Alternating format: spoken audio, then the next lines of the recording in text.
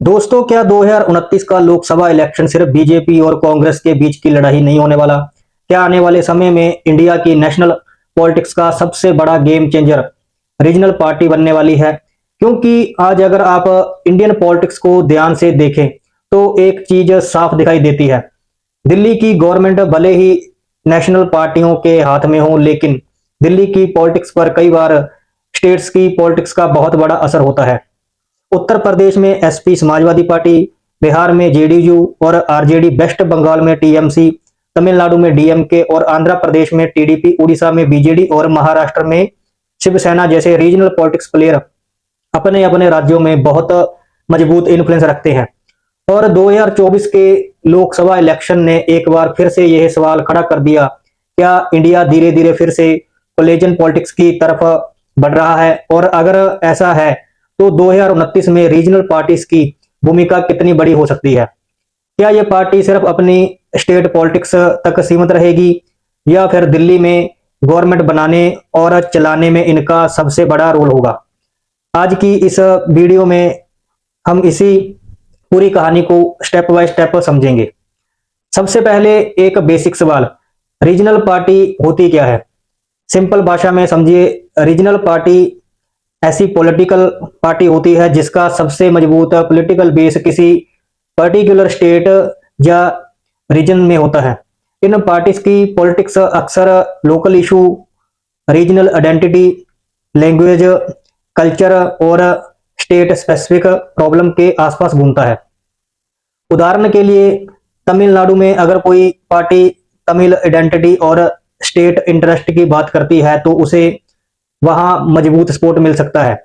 Waste Bengal में Bengali identity और state specific issue political narrative का हिस्सा बन सकते हैं।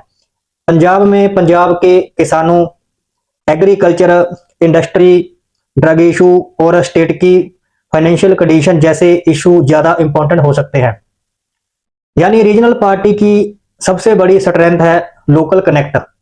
एक नेशनल पार्टी पूरे देश में एक जैसा नैरेटिव लेकर चल सकती है, लेकिन रीजनल पार्टी अक्सर अपने स्टेट के स्पेसिफिक प्रॉब्लम को ज्यादा अग्रेसिवली उठाती है।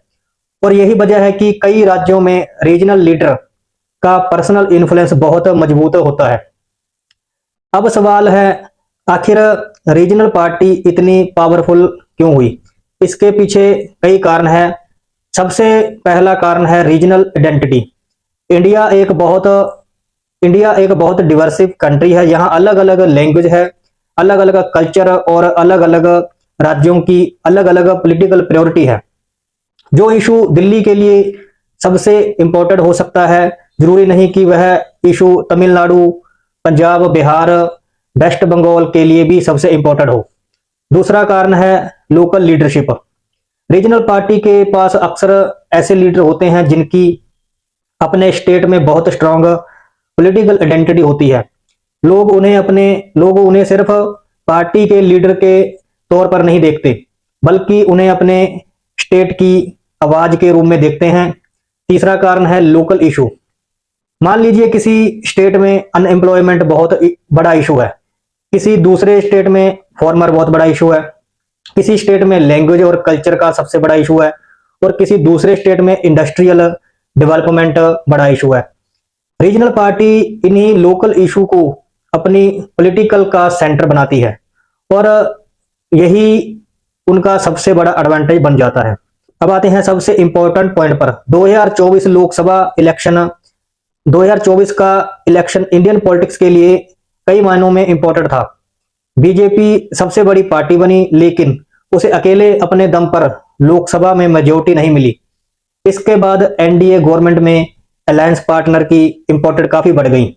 विशेष रूप से आंध्र प्रदेश की टीडीपी और बिहार की जेडीयू जैसी पार्टियां काफी पॉलिटिकल इंपॉर्टेंट नेशनल लेवल पर दिखाई दी। यहीं से एक शब्द बहुत चर्चा में आया, कोलिजन पॉलिटिक्स। कोलिजन पॉलिटिक्स का सिंपल मतलब है, जब एक सिंगल पार्टी के पास गवर्नमेंट बनाने के लिए पर्याप्त नंबर नहीं होता, तब कई पार्टीज मिलके गवर्नमेंट बनाती हैं और यही पर रीजनल पार्टी का रोल बहुत बड़ा हो जाता है।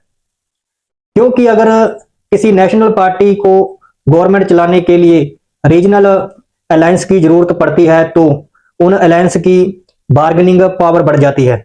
अब सवाल सिर्फ इतना नहीं होता कि आप हमारी गवर्नमेंट में हैं या नहीं, सवाल ये भी होता है कि आपके स्टेट के लिए क्या किया जाएगा, कितने फंड्स मिलेंगे, कौन सी प्रोजेक्ट आएगी, कौन सी पॉलिसी बदलेगी, स्टेट के इंटरेस्ट को कितना इंपॉर्टेंस मिलेगा।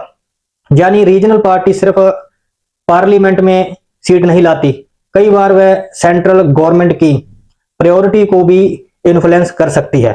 पॉलिटिक्स में एक चीज बहुत इंपॉर्टेंट होती है, नंबर्स। आपके पास कितनी सीट्स हैं यही तय करता है कि पार्लियामेंट में आपकी बार्गेनिंग पावर कितनी है। मान लीजिए किसी नेशनल पार्टी के पास 272 से कम सीट है और उसे गवर्नमेंट चलाने के लिए अलायंस की जरूरत है। अब अगर कोई रीजनल पार्टी 20, 25 या 30 सीट लेकर आती है तो उसका इंपॉर्टेंस अचानक बहुत बढ़ जाता है, क्योंकि उसके बिना गवर्नमेंट का मेजोरिटी कैलकुलेशन मुश्किल हो जाता है। इसे आप एक तरह से किंग मेकर रोल कह सकते हैं। किंग मेकर का मतलब यह नहीं कि रीजनल पार्टी खुद गवर्नमेंट चला रही है, बल्कि उसका सपोर्ट इतना इंपॉर्टेंट हो जाता है कि गवर्नमेंट फॉर्मेशन और स्टेबिलिटी में उसका बड़ा रोल हो सकता है। और यही कारण है कि आने वाले समय में रीजनल पार्टी की इंपॉर्टेंस इग्नोर करना बहुत ही ज्यादा मुश्किल होगा।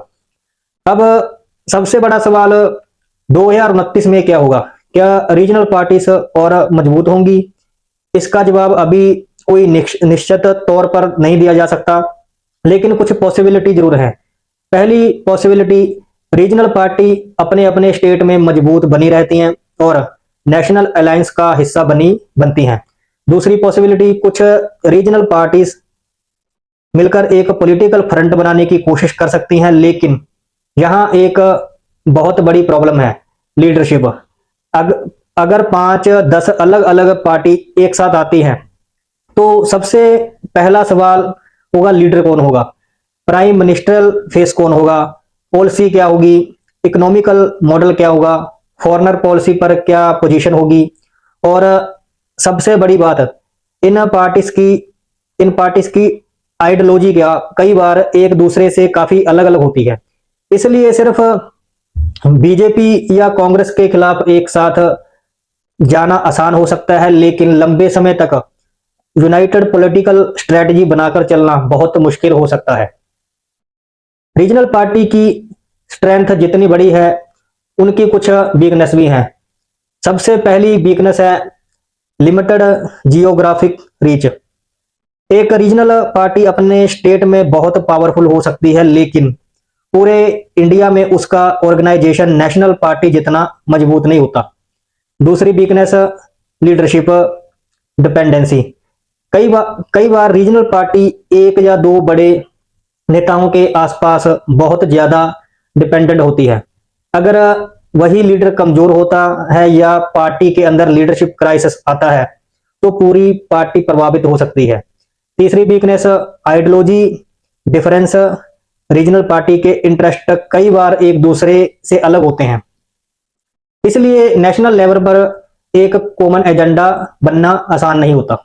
अब एक बहुत इंटरेस्टिंग फैक्टर है जेन जी वोटर। 2029 तक इंडिया का एक बड़ा हिस्सा ऐसा होगा जो पॉलिटिक्स को ट्रेडिशनल तरीके से नहीं बल्कि सोशल मीडिया के जरिए समझ रहा होगा।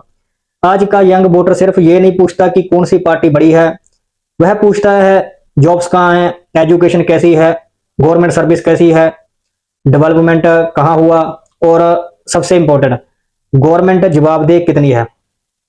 रीजनल पार्टी के लिए यह एक बड़ा अपॉर्चुनिटी भी है और चैलेंज भी।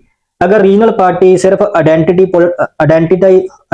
पॉलिटिक्स तक सीमित रहती है तो युवा वोटर का एक हिस्सा उनसे दूर जा सकता है, लेकिन अगर वह local development, jobs, education, infrastructure और गवर्नेंस पर स्ट्रांग परफॉर्मेंस दिखाती है तो उनकी पॉलिटिकल रेलेवेंस और बढ़ सकती है। तो आखिर में सवाल वही है, क्या 2029 में रीजनल पार्टी इंडिया की पॉलिटिक्स बदल देगी? मेरी नजर में इसका जवाब अभी यस या नो में देना जल्दबाजी होगा, लेकिन एक बात जरूर दिखाई दे रही है, इंडिया की पॉलिटिक्स अब सिर्फ दिल्ली से ही तय नहीं होती, स्टेट की पॉलिटिक्स का असर नेशनल पॉलिटिक्स पर लगातार बढ़ रहा है। 2024 के ने दिखाया कि रीजनल अलायंस कितने इंपॉर्टेंट हो सकते हैं और 2029 में यह इंपॉर्टेंस और बढ़ सकती है। अगर रीजनल पार्टी अपने स्टेट्स में मजबूत रहती है और नेशनल अलायंस में स्ट्रेटेजिक रोल निभाती है, लेकिन रीजनल पार्टी के सामने भी बड़ी चुनौती होगी। क्या वह सिर्फ अपने स्टेट की पॉलिटिक्स करेगी या फिर एक ऐसा नेशनल विजन देगी जिसे पूरे इंडिया का वोटर स्वीकार कर सके? अब आपकी क्या राय है? क्या 2029 में रीजनल पार्टी बीजेपी और कांग्रेस के सामने बड़ी ताकत बन सकती है या फिर नेशनल पॉलिटिक्स में आखिर नेशनल पार्टी का ही डोमिनेंस रहेगा? अपनी राय कमेंट में जरूर बताएं।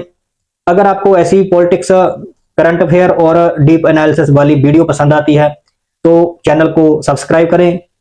मिलते हैं अगली वीडियो में एक और नए मुद्दे और एक नए सवाल के साथ।